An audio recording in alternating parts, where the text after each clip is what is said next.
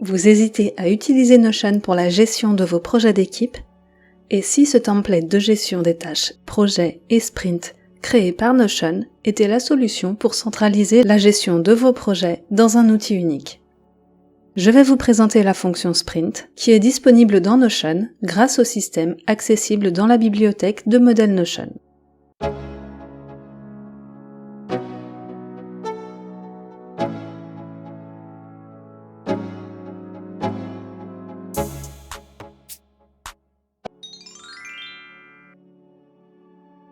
Avant toute chose, vous allez devoir importer le template à partir de la bibliothèque Notion. Vous trouverez le lien en description. Ce template ayant vocation à être utilisé en équipe, il devra être placé dans un espace d'équipe ou dans une page partagée avec les différents intervenants des projets. 2 personnes peuvent constituer une équipe. Il n'est pas toujours nécessaire d'avoir un espace d'équipe et un plan payant. Pour choisir la meilleure option pour travailler à plusieurs dans Notion, je te recommande de visionner cette vidéo de ma chaîne. Comme dans tout système de gestion des projets et tâches, les bases de données sont connectées. Donc un projet peut contenir plusieurs tâches, chaque tâche peut contenir plusieurs sous-tâches, les projets peuvent avoir des liens entre eux grâce à des propriétés bloc et bloqué par.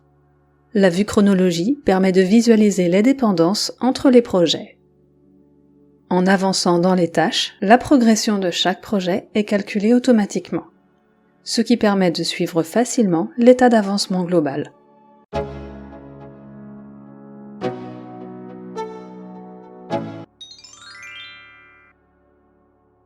Les sprints sont une pratique de la méthode agile, qui représente des cycles de travail sur une durée fixe.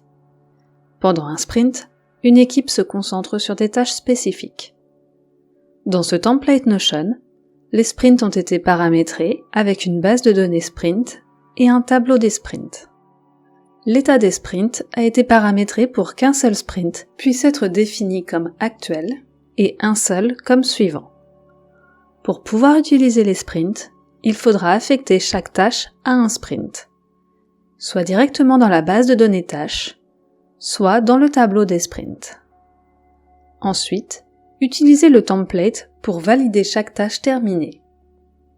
À la fin de chaque sprint, pensez à le terminer pour passer au sprint suivant. Dans la vue Sprint actuelle, vous avez un bouton en haut du tableau. Un menu s'affichera pour choisir quoi faire des tâches non terminées. Donc, les déplacer vers le prochain sprint, les déplacer vers les tâches en attente, ou les conserver dans ce sprint. La vue actuelle affiche maintenant le sprint suivant, avec les tâches déplacées. Dans la base de données sprint, une nouvelle entrée s'est créée et l'état de chaque sprint a été actualisé.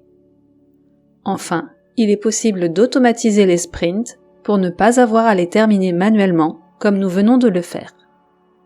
Rendez-vous dans le menu de la base de données Sprint,